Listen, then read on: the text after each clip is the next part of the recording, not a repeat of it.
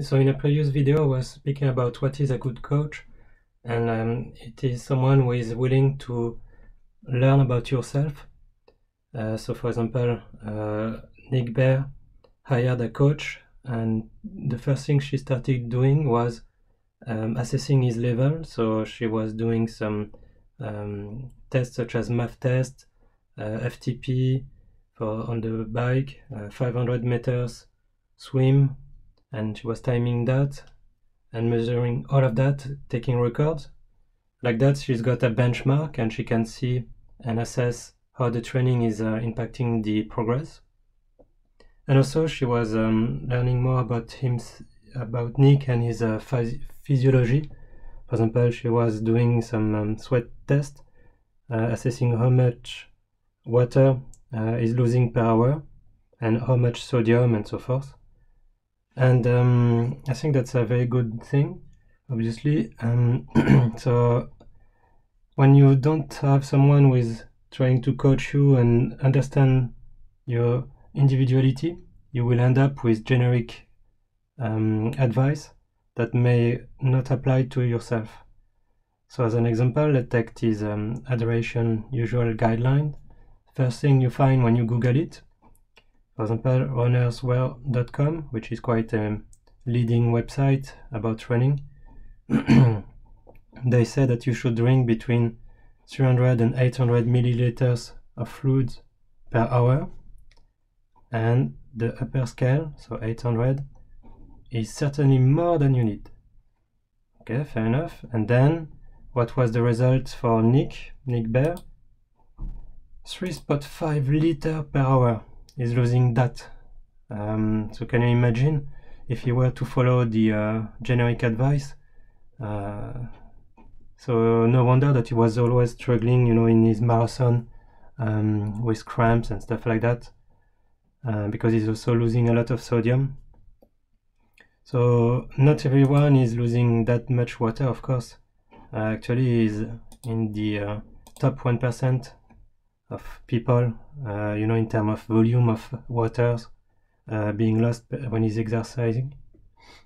But still, that shows you that generic advice is fine for many people, but you need to be cautious. Maybe it doesn't apply to you. In another video, I was speaking about the math formula, 180 minus age, and I was showing the danger of this formula by looking at 2 points, two examples. One being Lionel Sanders, a famous triathlete, and myself. So we're at the opposite end of the spectrum in terms of max heart rate. So I've got a very high max heart rate for my age, and Lionel quite low. If you look at the formula by doing simply 180 minus age, that ends up as a completely different percentage. So probably very high and probably too intense for Lionel. He couldn't sustain that for more than 1 hour, or I couldn't do that every day. And on the other hand, for myself, it's too easy, and short of increasing the volume a lot, I'm not sure I would reap the benefit with this percentage, with this low intensity. So today I will shed another light on the math formula by looking at what are the consequences for the general population. So let's start by saying that so we're basically outlier in terms of max heart rate. So Lionel, there are only 6% people who have a lower heart rate at his age, and myself, only 1% that would be 206 or above at 42. So basically it is a formula, 220 minus age is completely wrong. That's a well-known fact. Even Dr. Phil Maffeton was saying that the formula is bogus, simply because it's accurate for 1/3 of the people, and 1/3 will be too high and 1/3 will be too low, the result, compared to their true max heart rate. So a third. And so anyway, we know that it's not accurate, but still, if you know what is the average deviation from 220 minus age, then you can do some stats, and I will show you that in a moment. So I found out in an article that this standard deviation is 12 bit per minute. Bit per minute. So let's take an example of the extramalist forum, on Facebook. So there are 5,000 members. So on average, 220 minus age will work, but obviously there will be some deviation. So I generated some sample randomly, so 5,000 of them, and they will be centered around 180, which is 220 minus 40, because I decided to use 40 as a age that would be relatively fair probably for all the members of the groups. So anyway, I generated 5,000 data. So as you can see, the minimum is 138, maximum 221. Actually, if I recompute, I got different results because everything is random.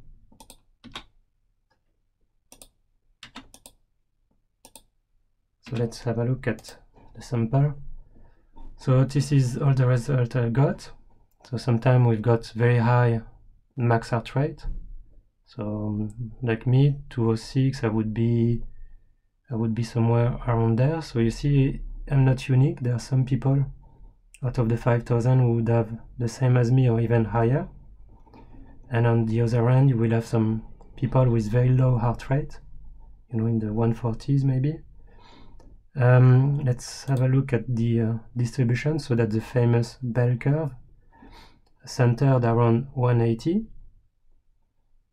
And then you will see that many people have that. So for example, me, 206, that would be around here.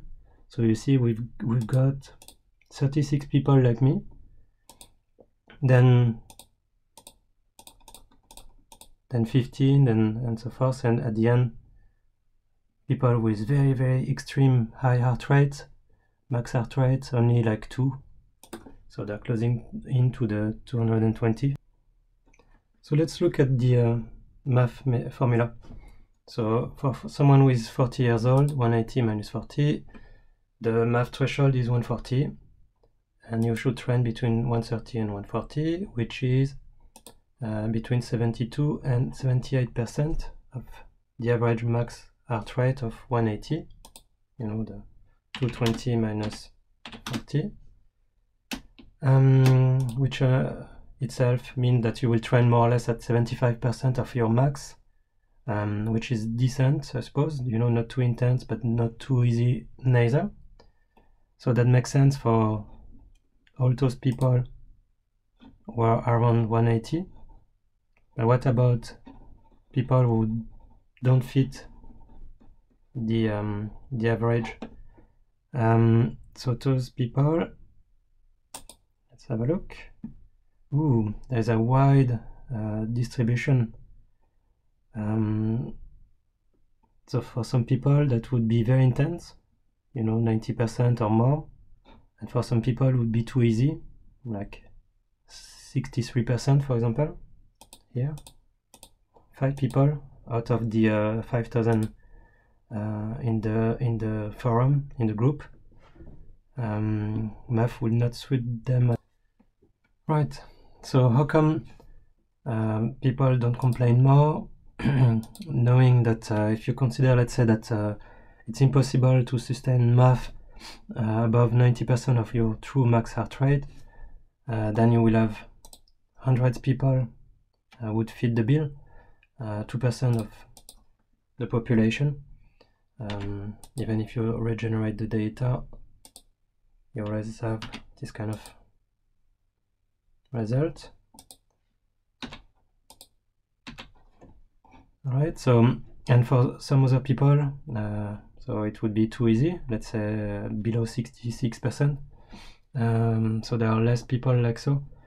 But still, so I think the solution is very simple. Is you have to remember that math is actually a zone. So you've got 10 bits per minute to play with. So people like me, for who it's too easy, we can always stick to the upper end of the zone. And for people for which math is too hard, they can stick to the lower end of the zone. So knowing all of that, when you adjust the data, then you've got less people for which even the lower end of the zone is above 90% of the true max heart rate, so more or less 0. So that's why the the formula kind of makes sense.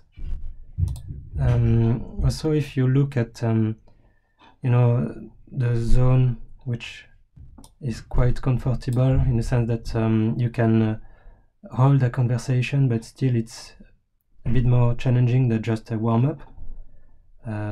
It's probably around 70–80% of the true max heart rate, and actually that's good. If you adjust, as I said, with playing with the upper or lower end of the zone, you've got 90% of the population that is happy. So in the group of 5,000 people, that's 4,500 people. Basically, they are still in the range. So let's look at people who might not be happy, so the 10% remaining.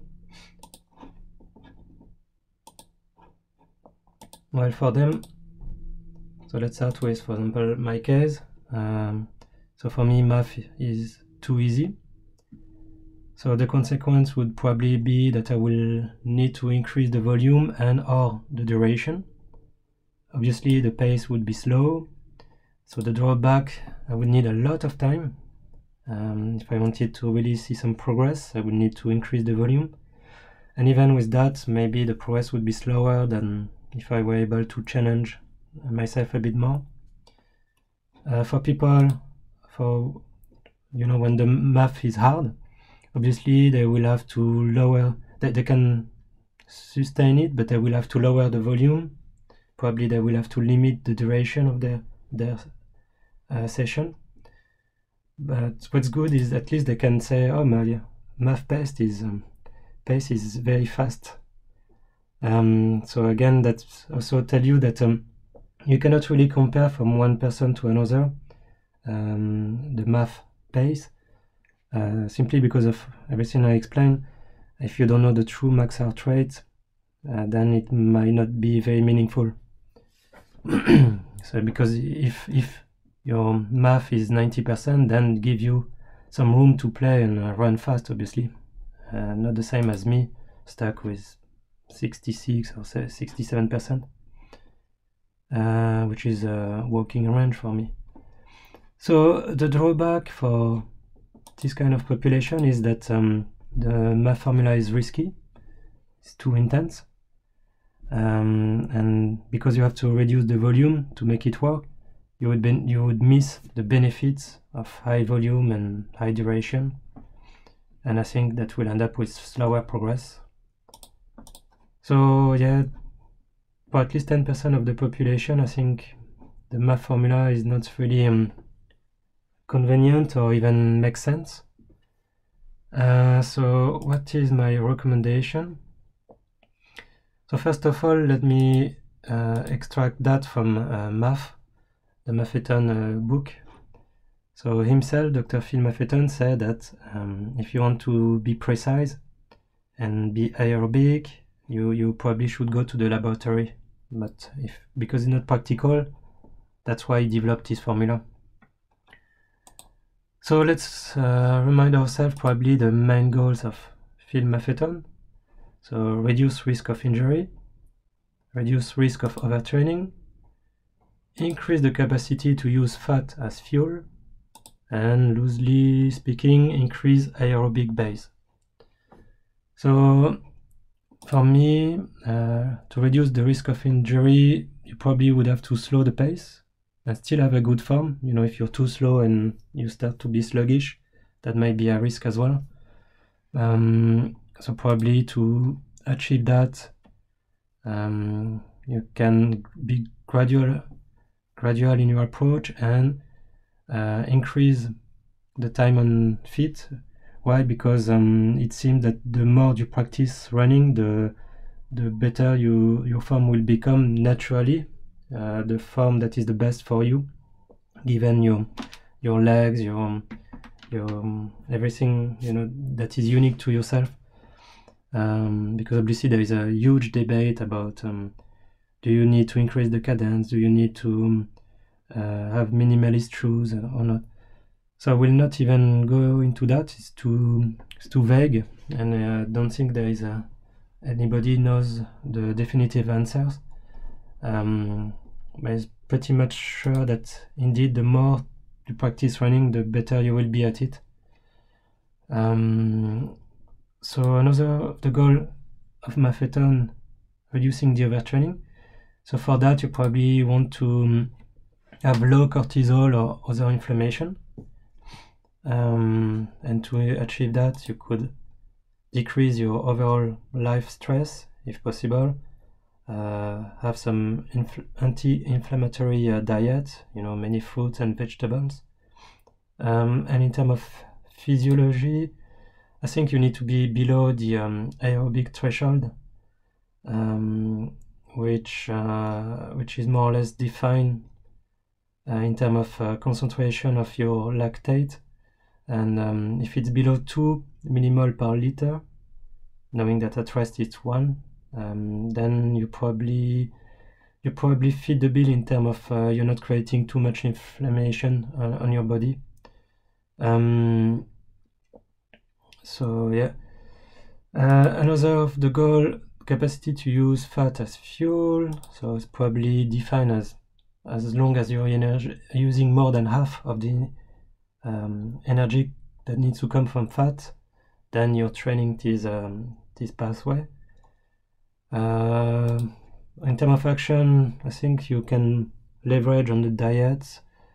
Some people having success with low carb or even keto diet. Personally, I find it a bit dangerous, and I shy away from that.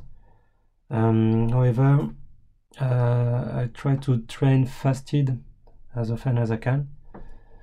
In terms of physiology, I think the definition is, if you were to go to a lab, you will want to find a heart rate or intensity whereby you're still below your crossover point. So crossover point is when when it's very easy, you're using more fat than carbs, so 60%, 80%, whatever. At some point, the intensity increases and you start to increase the part of carbs, and it's reach 50-50. So that's the crossover point. So in a lab, they can measure that more or less accurately, anyway.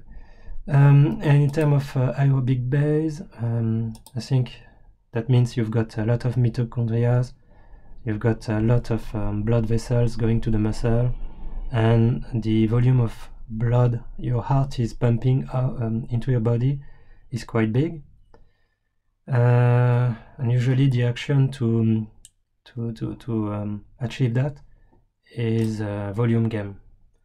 So there has been some studies, for example, for the cardiac output, there is a linear relation between the cardiac output and the volume of training. So they show it is a trend from people training between 14 hours per week to 20 hours.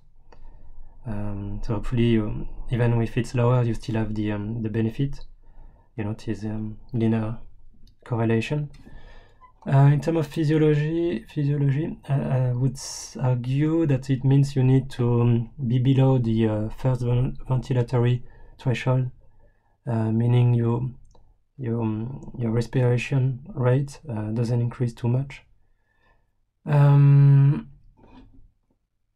So how do you find your MAF if it's not by using the 180 formula?